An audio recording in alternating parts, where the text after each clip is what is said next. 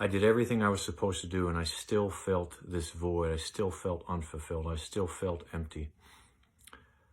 I've always been a go-getter. If you're like me, you're the type that just has learned type A personality to do things to, follow all the steps, all the rules to the T, and sometimes even to the extreme and take it overboard.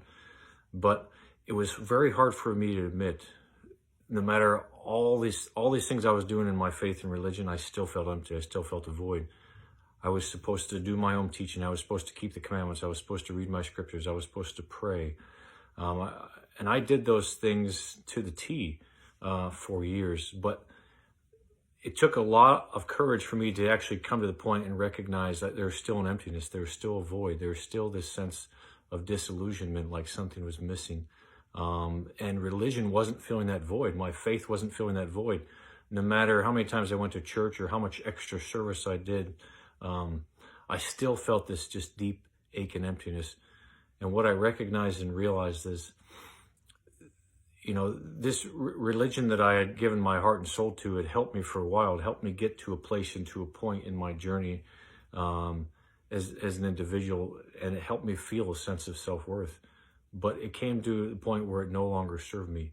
It no longer helped me. Like the same things that I had done before, the same path that I'd followed, the same dogmas and doctrines and things that I had repeated and studied ad nauseum, didn't bring me fulfillment. It didn't bring me joy. What I recognized and realized, it was my soul calling to me to take a step back and take a broader perspective and take a look from a broader view than just the faith and religion I belonged to. How in the world could I ever hope to begin to encompass truth and when I simply focused on one pinpoint religion?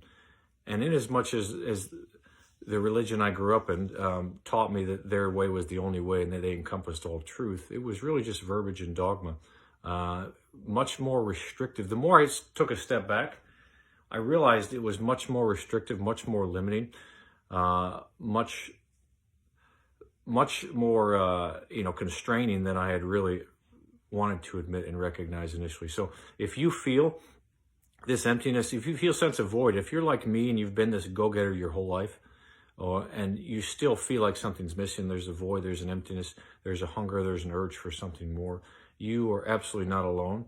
And I want to invite you on this journey with me to show you what I've done and what's happened in my own life and evolution, and how much of a deeper joy and peace I've felt as I've begun to step away